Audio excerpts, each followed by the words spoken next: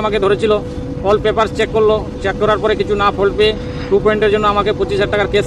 খুব bad news, আপনাদেরকে সবাইকে জানানোর জন্য ভিডিওটা করলাম, যাতে আপনারা জানতে পারেন যে কি ব্যাড নিউজ।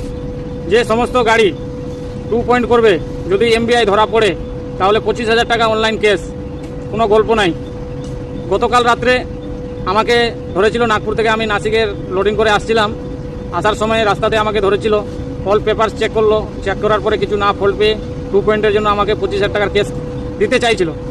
কিন্তু যাই বা হোক, কিছু কম্প্রোমাইজ করে ওখান থেকে আমি বেরিয়ে পড়লাম। যে আপনাদেরকেও জানানো উচিত, নাগপুর থেকে যখনই লোড করবেন, নাগপুর থেকে আপনার জালনা পর্যন্ত 4-5 জায়গায় আরটিও থাকছে। মেন থাকছে, 1 নাম্বার থাকছে আপনার মেন টুলে, যেগুলো টুল মানে নিচে থেকে উঠেছে সেগুলো টুলে থাকছে। 2 নাম্বার থাকছে যে মেন গেটটাতে এক্সপ্রেস ওঠার সময় যে টুলটা, প্রথম টুলটা, সেই টুলটাতে থাকছে, ওখানে চেক করছে। আর যদি না থাকে তাহলে তো বেঁচে গেল।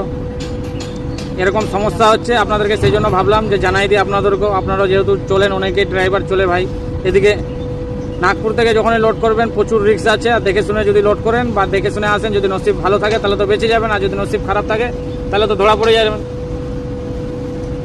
যাই বা হোক, আপনাদেরকে জানাই দিলাম। ভিডিওটাকে একটু শেয়ার করে দিন, সবাইকে জানা দেন যাতে 2 পয়েন্ট না করে, যতটুকু হয় ডাইরেক্ট আসার চেষ্টা করতে হবে। এই 2 পয়েন্ট করা যাবে না, 2 পয়েন্ট করলেই ধরাধরি। এখন কিছু না পেয়ে এখন আরটিও শুধু আরটিও।